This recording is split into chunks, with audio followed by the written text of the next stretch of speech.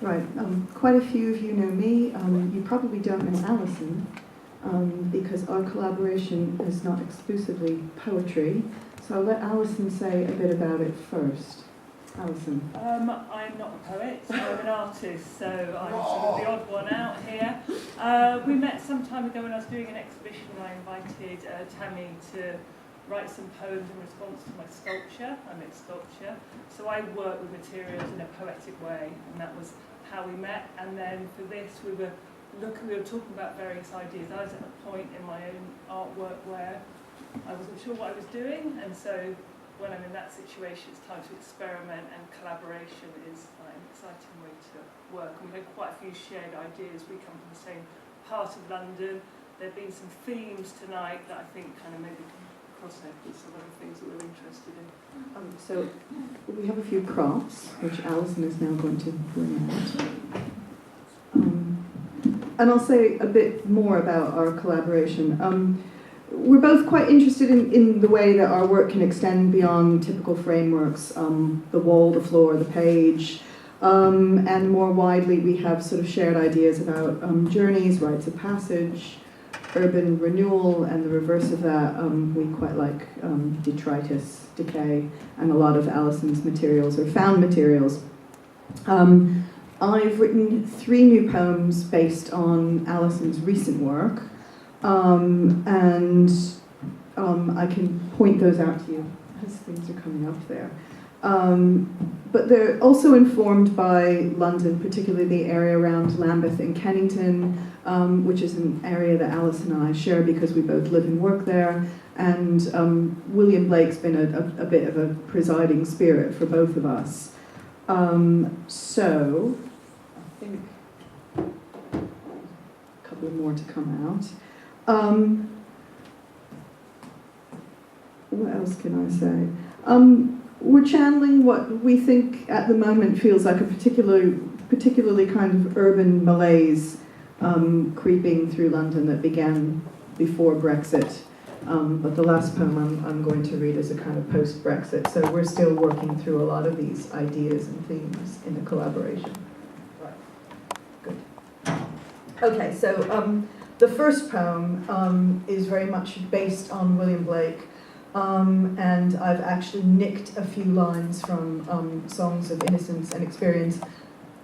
And you'll see the taller piece there that's based on a kind of collage drawing that Alison did of the big hotel that's going up across from the site of William Blake's old house on Hercules Road. So this is called the Lambeth Prophecy.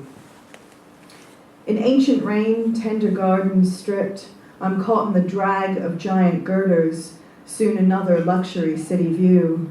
Unkind asphalt trips my toes as I spring verticals, rise higher and higher through dissected sky, to find there is a God, at least a guy who'd buy a round for the lads outside the Pineapple, his labours halted, at rest.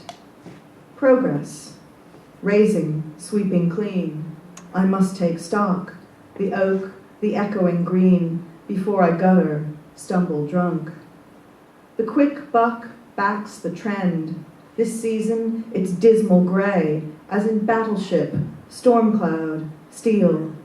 My days are numbered. Little boxes multiply over the city's face, while I labour at the boundary fence.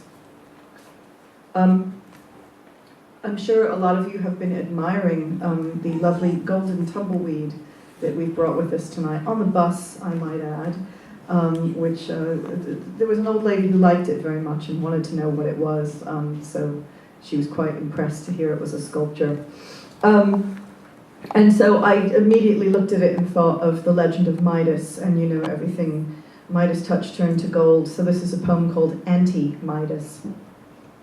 Everything he touches turns to shit, silver sucked of its glitter, bankrupt, smooth skin shriveled, breasts sapped. He balls his fists in his pockets, but his eyes spread manure in the flowers. His stare sinks joy. His cesspit heart seeks the charred core of the sun. He tries to run, but his feet have slabbed to stone. He is halted in the mire of hatred.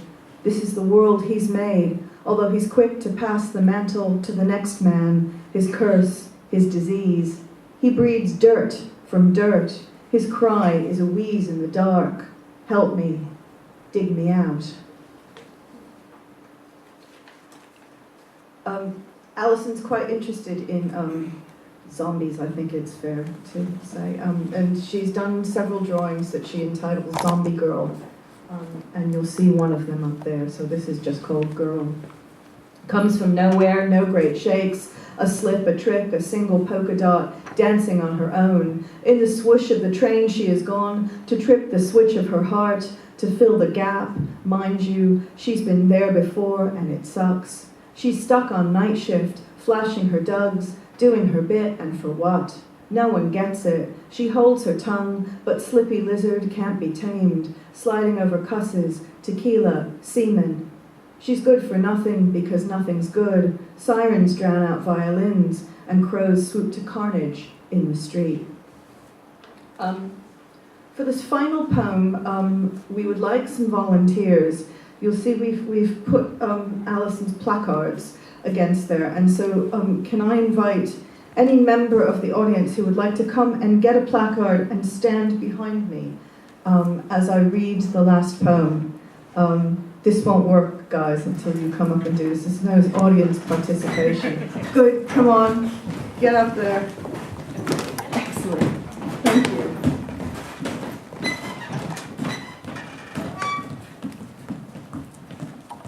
Good, I think we need 3 more volunteers. Come on, men in the front row, I see you all. Yeah, you say the thing. Poor Clegg. Poor Clegg. Can everybody gather? Good. Don't trip over the tumbleweed. Good. All right. This is actually the only poem that isn't in direct response to one of Alison's pieces. Alison said, "Okay, why don't you try sending me a poem and I'll make something." And so this is the poem I wrote the day after the EU referendum result. And because Alice and I were watching lots of protests on, happening around us, we thought we would make some protest banners. So this is called Dawn. The city stirs, planes drown out birds, the fox cries like a strangled child over the uncertain street. Not a soul. Each day I lose more, words, names, things I thought I cared about. The sun does its duty, as it should, but dawn still holds on to night, like a blanket covering a body. Poppies stamp the lawn, loud as fists, but their petals are widow's skin. I'll lie down in their red caress, let them stroke my cheek, black eyes winking. Thank you. Thank you. Thank you very much.